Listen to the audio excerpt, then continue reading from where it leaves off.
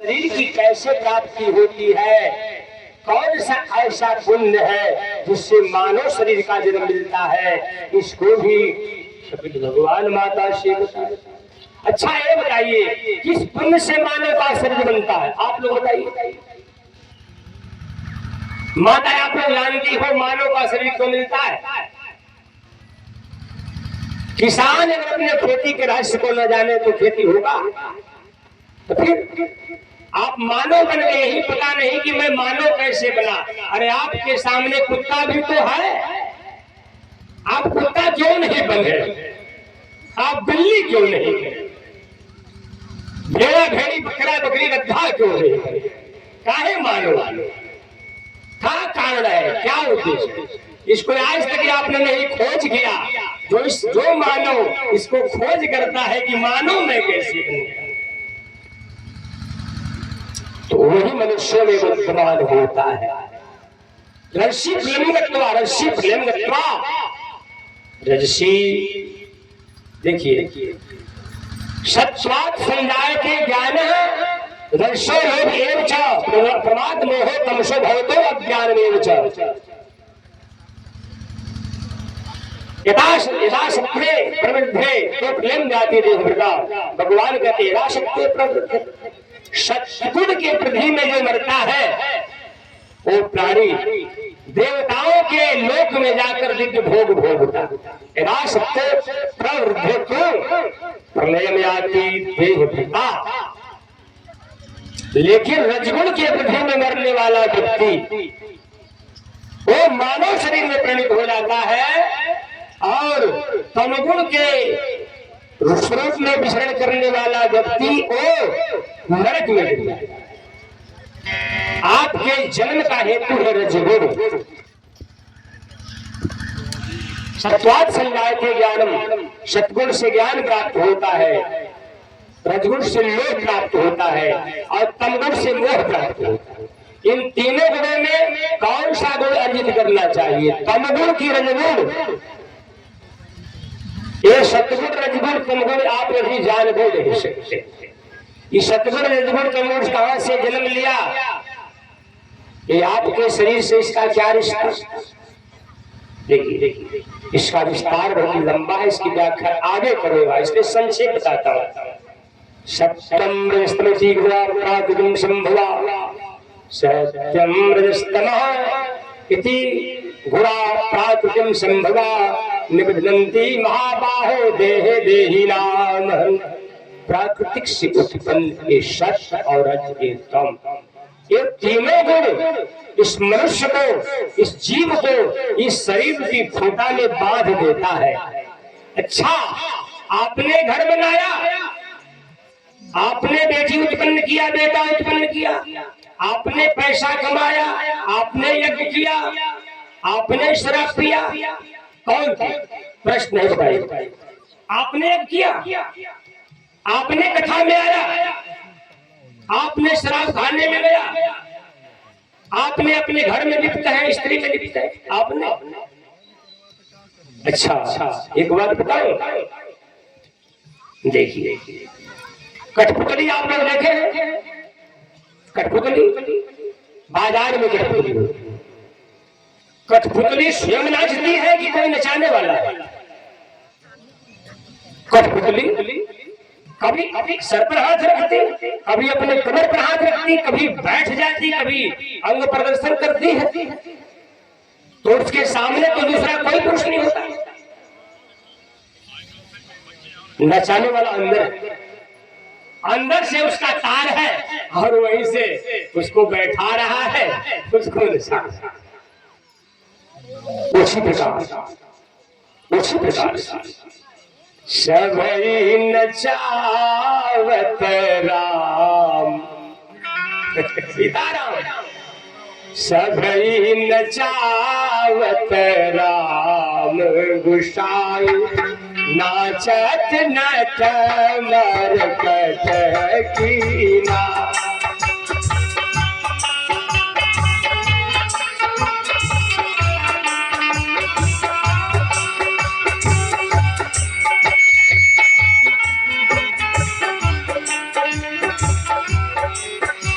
सब लोग मरकट की भांति सबको राम नचा रहे हैं। लेकिन एक बात ध्यान, नटकृत विकट कपट खगराया, नट सेवक ही व्यापार माया।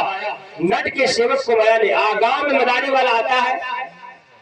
मदारी कितने लोग देखे हैं? माँ, आप लोग मदारी देखी हो?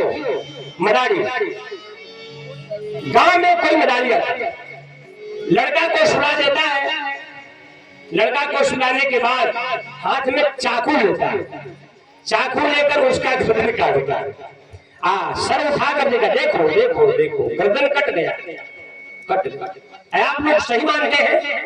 अरे भाई तो खून गिर रहा है, ये तो गर्दन कट गया। जाओ पैसा लेकर आओ, वस्त्र देना, धन देना, नहीं तो रात को जाकर स्वप्न में ये दिखाई होता है कि नहीं? अरे आप लोग घर जाती हो, घर पर दौड़कर चावल लाती हो, पैसा देती हो, वस्त्र भी देती हो, ऐसा हो। उसके बाद पैसा पा लिया, वस्त्र पा लिया, चावल पा लिया, बोरा में भरा, बेटा उठो उठो। अरे जिसका गर्दन कटेगा वो उठेगा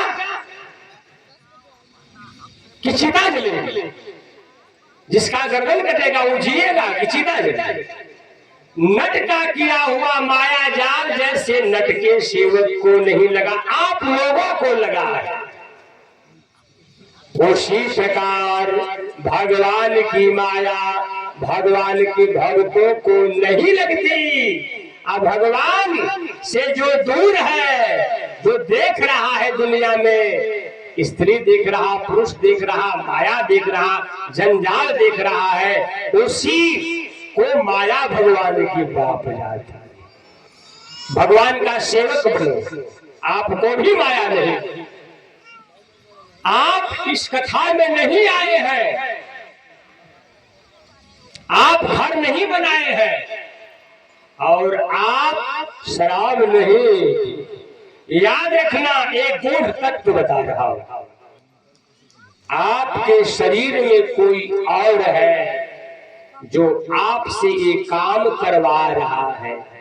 जिस मनुष्य के हृदय में, जिस स्त्री के हृदय में अगर सद्गुण रहेगा, सत्सत्वम निर्मलत्वात् प्रकाशितम अनानहम सुख संगेन बहिनाति ज्ञान।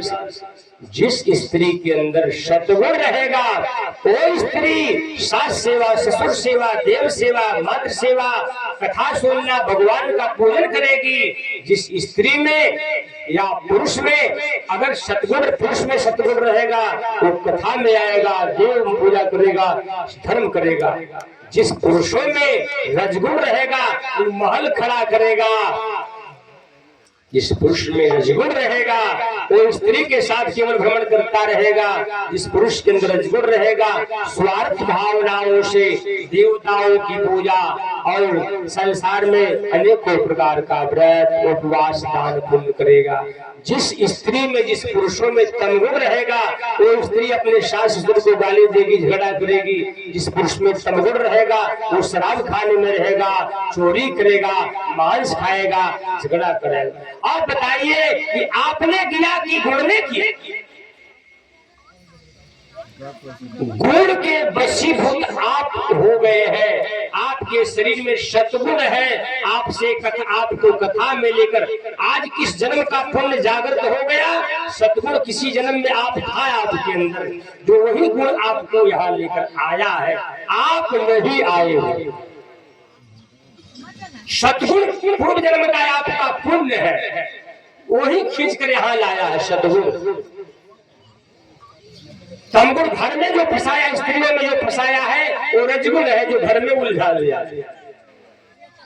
तमगुण है जो शराब पिलवा रहा है। इसलिए आप लोग तमगुण को छोड़ दीजिए, रजगुण को छोड़ दीजिए। आज सद्गुण के मतलब कथा सुनिए, दान दीजिए, यज्ञ करिए, साधु सेवा, मातृ सेवा, ये सद्गुण है। इसी से आप सबका उद्धार होगा। माता देवहूति को ज्ञान का पथ प्रदर्शन करने के बाद कपिल भगवान जाकर के गंगा सागर में स्थित हो गए। अब यहाँ महाराज परीक्षित कहते हैं, महाराज परीक्षित से सुखदेव जी बोले, अब क्या सुनना चाहते हो राजन, अब बताओ। तो उन्होंने कहा कि हमें अब राजा भरत की कथा सुनाइए जो ऋषभदेव जी के वंश में पैदा है। आखिर वे मृग क्यों बन गए? मृग की जोनी वो तो राजा थे भरत राजर्षि भरत। राजा होने के बाद हे सुखदेव जी, हे नाथ, हे भगवान, वो मृगा काहे बन गए? क्या कारण? सुखदेव जी बोले, सनकादि ऋषि गणों से सूत जी बोले, हे सौनक, राजा भरत चक्रवर्ती सम्राट बने। ऋषभदेव जी महाराज ने भरत को इस पृथ्वी का शासक बनाया। इस पृथ्वी मंडल पर एक छत्र भरत का साम्राज्य था। अपने स्त्रियों के साथ, अपने स्त्री के साथ बहुत काल तक ये राजा भरत राजर्षि सुख हो, करोड़ों वर्ष तक सुख भोगे। कोई 1 वर्ष, साल वर्ष, 100 वर्ष भोगता है, वो करोड़ों वर्ष सुख भोगे है राजा भरत। राजा भरत से पहले इस भारत का क्या नाम था पता है आप लोगों को? राजा भरत से पहले इस भारत वर्ष का नाम था अजनाभ वर्ष। क्या नाम था? अजनाभ वर्ष। ये भारत वर्ष नहीं था, इसका नाम था अजनाभ वर्ष। लेकिन जब राजा भरत हुए, इनकी ख्याति, इनका धर्म, इनका पताका पाताल से लेकर आकाश तक छा गया। सभी देवता लोग इनकी वंदना करते, सब सम्मान करते। इन्हीं भरत के नाम पर इस हमारा भारत देश का नाम अजनाभ वर्ष से बदल करके भारत वर्ष हो गया। ये भरत अपने पत्नी के साथ करोड़ों वर्ष तक सुख भोगने के बाद पुत्रों को राज्य को सौंप करके जंगल में समाधि लगाए। भगवान के ध्यान में लग गए। भगवान को पाए, आश्रम में बैठे थे, आंख खुली थी, नदी था, छोटी नदी थी, छोटी नदी की तरफ उनका नेत्र था। उसी समय एक बहेलिया से विधा हुआ एक मृगी बहुत जोर से आई, गर्भ अवस्था में थी। उस मृगी के पेट में गर्भ था। बहेलिए की डर से मृगी जो है परेशान थी कि कहीं कोई बहेलिया हमको मार न दे, डर भी रही थी। नदी को पार करना चाहिए। उसी समय जो है उसके पेट में जो गर्भ था, छलांग तो लगाई, उस प्रकार उस पार तो चली गई, लेकिन उसका बच्चा जो है उसी जल में गिर जाता है। उस पार तो चली गई, लेकिन बच्चा जल में गिर गया और झाड़ियों में जाकर वो मर जाती है। उसी समय ऋषि भरत बैठे थे। बच्चा जल में गिरा तो इनको बड़ा दया आया। दया बिना संत कसाई, दया करी तो आफत आई। दया बिना संत कसाई, आ दया करी तो आफत आई। अब भरत ने उस मुर्गी के बच्चे को निकाल ले, घर में अपने आश्रम में लाए, उसके पैरों में घुंघरू बांध दिए। वो बड़ा हुआ और ठुमुक ठुमुक आश्रम में चलने लगा। तो वो नित्य भगवान का पूजा ध्यान चिंतन करते। अब चिंतन छूटने लगा। अब उसी मृग को गोद में लेकर बैठ, कभी चुम्बन करते तो कभी गोद में, कभी कंधे पर बैठ जाता, तो कभी उनके गाल को चूमता, कभी शरीर पर। चारों तरफ इनका भजन छूटने लगा, भगवान का चिंतन छूटने लगा। जो समय भगवान में बीतता था, वो समय मृगा के खिलाने में आमोद प्रमोद में। इसी क्रम से मृगों का झुंड आया। मृगों के झुंड में एक मृग हिरण भाग गया। अब महर्षि को बड़ा चिंता हुई कि कहाँ गया मृग। वो परेशान हो गए, अगल बगल में आश्रम में ढूंढे, नहीं मिला तो बड़ा चिंतित हो गए। कितना सुंदर था, कितना बढ़िया हमारे गाल पर जो है स्पर्श करता था, कंधे पर बैठता था। अब ग्लानि होने लगी, अब चिंता में उसके मस्तिष्क में दर्द हो गया, शरीर में पीड़ाएं होने लगी और धीरे धीरे उनकी सांस की गति रुकने लगी। हाय मृग, हाय मृग, हाय मृग, हाय मृग। तो कितना सुंदर था, कितना चंचल था, कितना मनोहर था, हमारे आश्रम में ठुमुक ठुमुक कर चलता था। तेरे बिना मैं कैसे रहूंगा, मेरा जीवन बेकार है, मैं भी अब तेरे बिना नहीं रह सकता। हाय मृग, हाय मृग करते बस शरीर छूट गया और ये भी मृगा बन गए। क्या बन गए? ये भी मृगा बन गए। भगवान कहते हैं यम यम वाप्य स्मरण भाव त्यजन्ते कलेवरम तम तमेव कौन्ते सदा तद्भाव भावितः प्रेम से बोल सच्चिदानंद भगवान। हे अर्जुन, गीता में भगवान बताए अर्जुन, अंत काल में मरते समय जो मनुष्य आया, जो स्त्री, जो प्राणी जिस जिस वस्तु का, जिस जिस पदार्थ का, जिस जिस प्राणी का चिंतन करते हुए शरीर को छोड़ देता है, वो प्राणी उसी उसी वस्तु को, उसी उसी पदार्थ को, उसी उसी प्राणी को प्राप्त हो जाता है। प्रेम से बोल सच्चिदानंद भगवान। मरते समय क्या करते आप बेटा? न जाने में कब मरूंगा, बैंक में 1 लाख रुपया है, निकाल लेना। बेटा मांस खिला दो, बेटा बेटी को बुला दो, बेटा बेटा छोटा भाई नौकरी पर गया है उसको बुला दो। नाना प्रकार का ये कर लेना, वो कर लेना। अब इसी वस्तु का, प्राणी का चिंतन, तब तक श्वास बंद हो बंद हो गया श्वास। आपने राम नहीं कहे भगवान का चिंतन, आप बैंकियों वाला व्यवस्था बताते रह गए, तब तक गए काम। भगवान बोले अरे भाई, जीवन भर बेटा बेटा किया, बेटी बेटी किया, माई का माता पिता, देखिए अब मर रहे हो, मर रहे हो तो राम राम बोलो। सीताराम, अरे राम का जब आप अभ्यास से जीवन में नहीं किया तो मरते समय कैसे राम? इसलिए अपने जीवन भर राम राम का अभ्यास करना चाहिए। जो राम राम बोलेगा वो सुखी है। देखिए जीवन के हर श्वास में, जीवन के हर श्वास में राम राम कराम। राम भगत को दुख नहीं, सुख में आठों राम। अपने जीवन के श्वास में जो राम राम बोलेगा वही मरने के बाद भी राम कह सकता है। अरे बेटा, परिवार आदि में आपकी आसक्ति लगी है, रिश्तेदारों में आसक्ति लगी है, सगे संबंधी आप बना रहे, कोई मरने लगा, जीता है, आप उसके घर पर गए, क्या हाल चाल, बिटिया की शादी हुई? नहीं, अभी तो देख रहे हैं बर की तलाश में। बेटा क्या करता है? पढ़ लिया?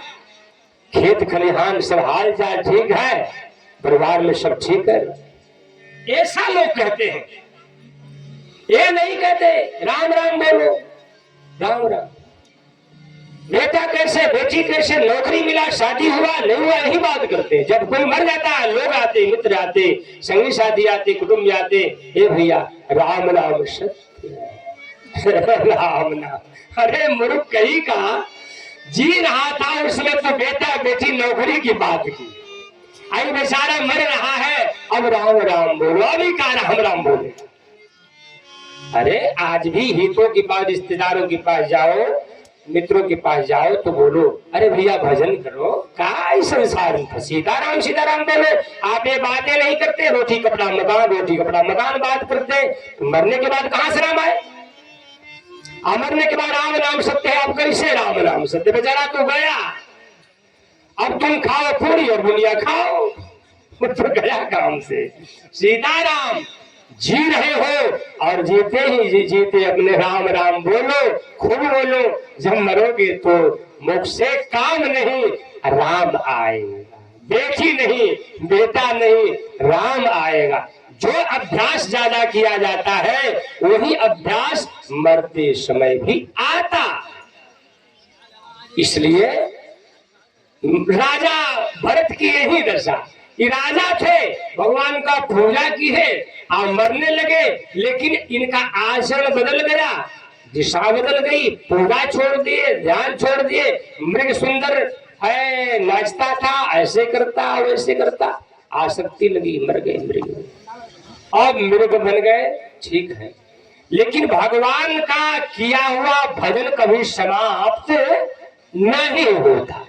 लोहारी कमलासु प्रत्युवाय विद्यते स्वल्पमप्यस्य धर्मस्याय। तो अच्छा, भूजा हुआ बीज कभी पृथ्वी में निकलेगा? आप चना को भूज दो, आप चना को भूज कर पृथ्वी में गाड़ दो, जमेगा? क्यों? क्यों? वो चना बीज नहीं है क्या? है बीज, लेकिन जल गया। उसी प्रकार अपने कर्म को भूज दो, कर्म को भूज दो, अपने कर्म भी बीज है, कर्म ही जन्म देता है और कर्म ही मृत्यु देता है। इसलिए आप सब लोग अपने कर्म को भूजो आग में। आग में जलाने का मतलब कर्म कैसे भूलेंगे? अरे आग जलाएंगे, आंख कर्म करती, नाक कर्म करता, पैर कर्म करता, अब ये मत कूद जाना कि चलो कर्म में भूल देते हैं। अरे भैया, इसको भूलने का तरीका दूसरा है, कर्म। आंख का देखना कर्म है, बाड़ी का बोलना कर्म है, पैर का चलना कर्म है, शरीर आदि का स्पर्श आदि कर्म है। इसको भूजना है, तो भूजना कहाँ है? यथेधांसी समीधोर्यग्नि भस्मसात् कुरुते अर्जुन। ज्ञानाग्नि, ज्ञानाग्नि दग्ध कर्माणम्, अर्थात ज्ञान अग्नि में गुरु के शरण में जाओ, अपने जीवन को समर्पित कर दो, कि कह दो कि हे गुरुदेव, ये शरीर मेरा नहीं आपका है, हे भगवान, ये शरीर मेरा नहीं आपका है, ये मन मेरा नहीं, ये कर्म मेरा नहीं, हमारी बेटी हमारा बेटा हमारा नहीं, सब आपका है। समर्पण कर दो, गुरु ज्ञान प्रदान करेंगे और उस ज्ञान अग्नि में आपका सारा पुण्य कर्म और पाप कर्म जल करके भस्म हो जाएगा। अब आपकी मृत्यु होगी तो एक कर्म जो है आपको जन्म मृत्यु देने वाला नहीं बने, भगवान के पास ये कर्म ले जाए। लेकिन इन्होंने कर्म तो निष्काम कर्म किया था, भगवान नारायण से राजा भरत कुछ नहीं मांगे, पूजा किए थे, केवल मरते समय आसक्ति लग गई, मृत्यु तो बन गए, लेकिन इनका किया हुआ भजन समाप्त नहीं हुआ। मृग के पश्चाताप है कि मैं मृग बन गया, मैं राजा था। एक दिन नदी के तट पर बैठे, आधा स्वर्ग आधा धड़ उनका पानी में, आधा ऊपर था। अब सोच रहे हैं कब मृत्यु हो हमारी, कब हमारी मृत्यु हो कि मैं फिर अपने भजन करूं भगवान का। मर गए राजा, मृग बने थे, मृग का शरीर छूट गया, अब नरक में ही नहीं गए, वही किया हुआ पहले जन्म का भजन इन राजा मृग बने हुए भरत को ब्राह्मण की जोनी में परिणित कर दिया। ब्राह्मण की जोनी में, ब्राह्मण कुल में जन्म हुआ और कुछ दिन अपने माता पिता ब्राह्मण देवता और माँ के साथ रहे। कुछ दिन के बाद माँ ब्राह्मण देवता भी मर गए, माता भी ब्राह्मण राजर्षि भरत की माँ भी अपने पति के साथ सती हो गई। ये अब अकेले हो गए भरत, ये राजा भरत अकेले हो गए। अब उस समय घर छोड़ दिए। घर छोड़ने के बाद इनके पास कुछ पहले भाई थे। संक्षेप कथा, अब समय आरती का हो रहा है, संक्षेप बस 2 मिनट। इनके पास कुछ भाई लोग थे। पहले भाइयों ने इनको रोका कि आप जो है ऐसा करो कि खेत खलिहान को देखा करो, खेती गृहस्थी किया करो। और तो ये जब ब्राह्मण कुल में जब जन्म लिए थे तो ये पहले से ही ये ऐसा अपना व्यवहार बना लिया कि ताकि पागलों का काम करने लगे। कहीं बैठते थे तो बैठे रह जाते, पागल का रूप बना लिए। कोई कहता खड़ा हो जाओ तो खड़ा हो जाते, कोई कहते घास काट दो घास काट देते, कोई कहता जो कहते थे वही कर देते, पागलों जैसा। कभी मौन हो जाते थे। कभी लौट जाते, कभी सो जाते। तो लोग समझने लगता है कि ब्राह्मण देवता पागल है, ये लड़का पागल है। ये डर गए कि फिर पहले जैसी माया भगवान की न लग जाए, हम कहीं पिता के मोह में, माता के मोह में, भाइयों के मोह में न बच जाए, नहीं तो सब ममता लगाकर फिर बांध देगा। इसलिए इन्होंने पागलपन अपना लिया। एक दिन माता पिता के मर जाने के भाइयों ने खेत पर लगा दिया कि खेत की रक्षा करो। रात के समय में खेत पर बैठे थे। चोर जो है, चोरों का सरदार अपने जो है सेवकों को बुलाया। एक जो है देवी के मंदिर में, काली जी के मंदिर में बलि देना है, किसी मानव को पकड़ करके लाओ। चोरों का सरदार बोला। उसके सिपाही गए, उसके सेवक गए, एक मनुष्य को पकड़ करके लाते हैं बलि देने के लिए, रखे हैं बांध कर। तभी चोर कहीं चले गए और मनुष्य छुपके से वहां से भाग गया। अरे कहां गया, पकड़ो पकड़ो, कहां गया, पकड़ो। खोजे हैं लेकिन मनुष्य नहीं मिला। तो चोर का सरदार संकल्प लिया है कि मानव का बलि देना है काली जी को। चोरों से बोला, अपने सेवकों से बोला कि जाओ, वो तो भाग गया, किसी मानव को पकड़ करके लाओ। तो अब ये किसी मानव के चक्कर में पड़ गए। तो उसी रात में ये ब्राह्मण देवता भरत राजा, उसी रात में ये भरत राजा अपने खेत पर अच्छा कर रहे थे। तो उदासीन थे बेचारे, बैठे थे, देख रहे थे। तब तक चोर आए।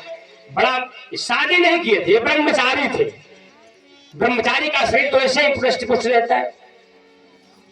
तो चोरों ने देखा कि ये लगता है बड़ा हृष्ट पुष्ट है, काली भी बड़ा प्रसन्नता से बलि लेगी। आए, चोर बोले है उठो। तो ये खड़ा हो गए, जो लोग कहते थे वही खड़ा हो गए। चलो, ये चल दिए। चोर के पास आए। चोर ने देखा कि हमारा ये तो बड़ा बढ़िया जो है ये बलि है, देवी आज प्रसन्न है। बैठो, बैठ जाते हैं, नहलाते हैं, वस्त्र पहनाते हैं, फूल माला पहनाते हैं, उसके बाद कपड़ा पहनाते हैं, तिलक लगाते हैं, कहते हैं काली जी के मंदिर में लेट जाओ। ये भरथरी जो मृग बने, पहले राजा थे, अब मृग बने, अब ब्राह्मण बने हैं। ब्राह्मण ने पागलपन अपना लिया, अब चोर के हाथ लग गए। चोर ने कहा काली जी के मंदिर पर लेट जाओ, वो लेट गए। चोर ने अब हाथ में तलवार लिया, आइन ब्राह्मण देवता का गर्दन काटने लगा। उठाया तलवार कि इन ब्राह्मण का मारू, गर्दन कट जाए। लेकिन ये ब्राह्मण केवल देखने मात्र के नहीं थे, ये भगवान के परम भक्त थे। इनमें किसी से कोई न ममता था, न किसी प्रकार राग था, न किसी से द्वेष था, उदासीन थे, सबके सुहृद थे। इसलिए ब्राह्मण देवता भगवान में लीन है। इनको संसार का कुछ ज्ञान नहीं, परमात्मा का ज्ञान है। काली जी के मंदिर में लेट गए। चोरों का सरदार हाथ में तलवार लिया और जब ही मारने को ब्राह्मण देवता को डरता है, उसी समय माँ काली का ये नेत्र लाल लाल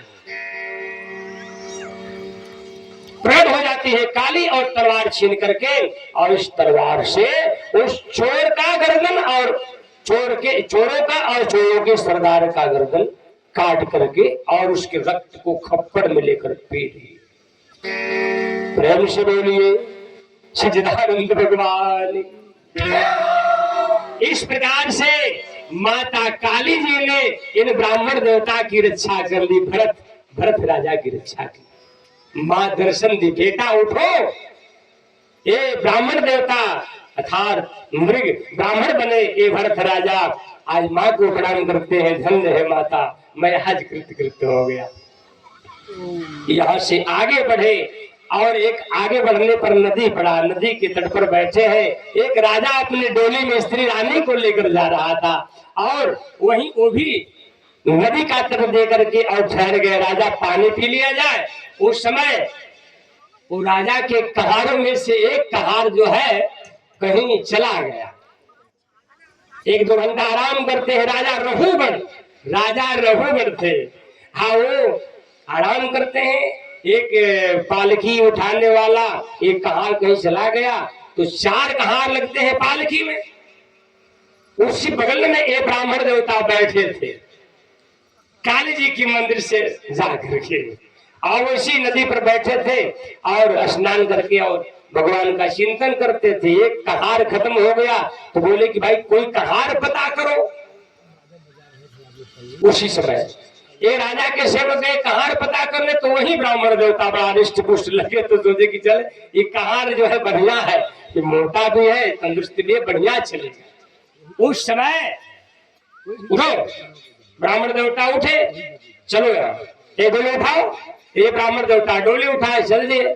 कुछ दूरी के बाद जाने के बाद ये चींटी को बरखा कर चलते थे, तो और कहार अपने रास्ता में सही चलते थे, लेकिन इनकी चाल गड़बड़ हो जाती थी, क्योंकि ये आगे नहीं देखते, नीचे देखते थे कि हमारे पैरों से कोई छोटे छोटे जीव ना मरे, इसलिए इसकी चाल गड़बड़ होती। तो राजा ने देखा कि अरे भाई पालकी कैसी चल रही है, हिल रही है, अरे कैसे क्या करते हो, तुम लोग मजाक करते हो, पालकी सही लेकर चलो।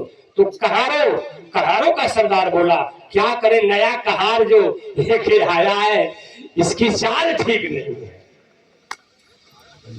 इसीलिए ये पालकी हिल रही है रानी की।